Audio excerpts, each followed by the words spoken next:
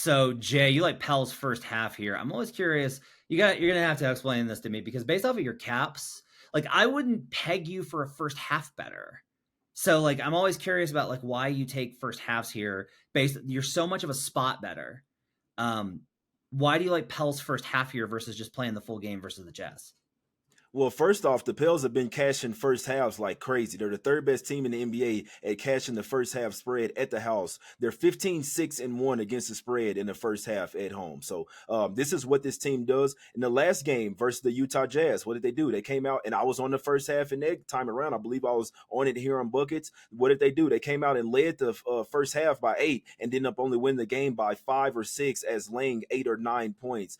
So it's just one of those, you're taking the full game out of it. We know that the Jazz have been playing better basketball, but this is also a spot here, Matt. The Pelicans are coming off a game where they got absolutely drugged by the Phoenix Suns. I think that was the Devin Booker game where he had 50-something points. So they've had 3 days off to stew on that. I like the Pelicans early and often here, but as the spot, I think the spot speaks just to me that they come out here hot to start this game after coming off a horrible loss at the house. It's their third straight home game as well, almost like a must-win game. This is a bounce-back spot for the Pelicans, and I'm taking them. I feel more comfortable taking him here in the first half, where they've shown me all year that this is their spot where they bounce back at. Even if it's a close game late in the last few minutes, I think in the first half is a top spot here. But wouldn't be a bit surprised if they came out first quarter, first half, and smacked the Jazz up here. Sorry, you said smack the Jazz up, and an old Prodigy song went through my head. So the Utah Jazz this season, when they average more 3-pointers than their opponent, when they have a 3-point edge, they are 20-11 ATS. That's 31 games out of their total allotment. But that's a 65% hit rate on ATS here. That makes me feel pretty good about this. I've got this projected pretty close in terms of, or with an edge on the Utah Jazz here.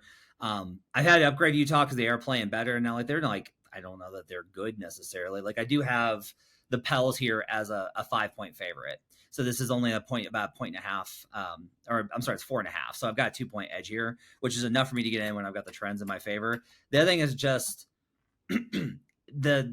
this is going to be an offensive game, and it's going to be variant. And if you do like either of these teams, you should probably be playing alts because this is probably going to be a blowout. Like I think this is either the Pels hit a ton of threes, Jordan Hawkins hits like 6, and this is like Pels by 20, or this is Jazz by 15. I don't expect this actually to be very much of a close game. So either way, I think you should probably be playing the extreme ends of this, but I'll go ahead and I'll just grab the 6.5 to be safe with it. I don't mind the first half play because you said the Pels have been good in the first half. Jazz also are a little bit of a second half team. They tend to hang around and then they kind of wear you out with how they play. So I'll grab the 6.5 here and hope it comes through.